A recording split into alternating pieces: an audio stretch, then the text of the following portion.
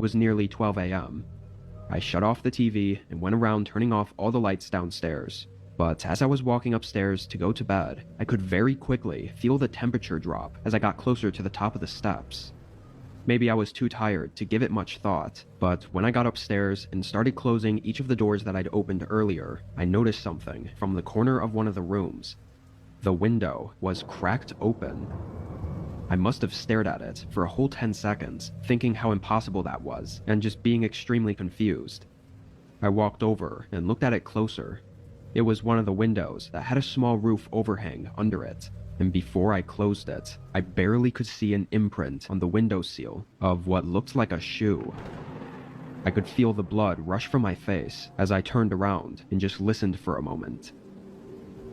The low creaking of the house, combined with the rain speckling the roof, only made me more unnerved, knowing someone was in my house right now. I began slowly walking, as quietly as I could, back into the hallway. All the other doors were still open, making me feel like someone's eyes could be watching me right now through one of the doorways. I was able to make it downstairs though, and from there I got my phone and hid in the garage, calling 911.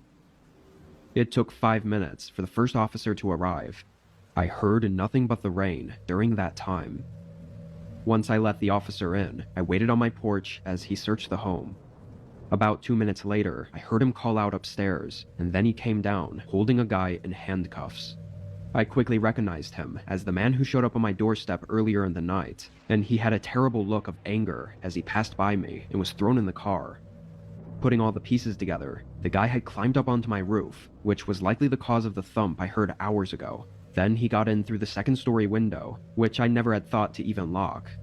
Most disturbing, though, is that the officer said he was hiding in the master bedroom, which I was literally 30 seconds from entering, and maybe even falling asleep, without any idea he was in there.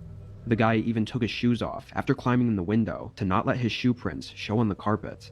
So the fact that I saw the tiny imprint on the windowsill is a miracle. With him going directly to my bedroom, his intentions were clearly malicious, and thankfully the judge agreed. It's only been a few months since, but I still have sleepless nights where I can't help but feel like someone is hiding inside my home in the middle of the night.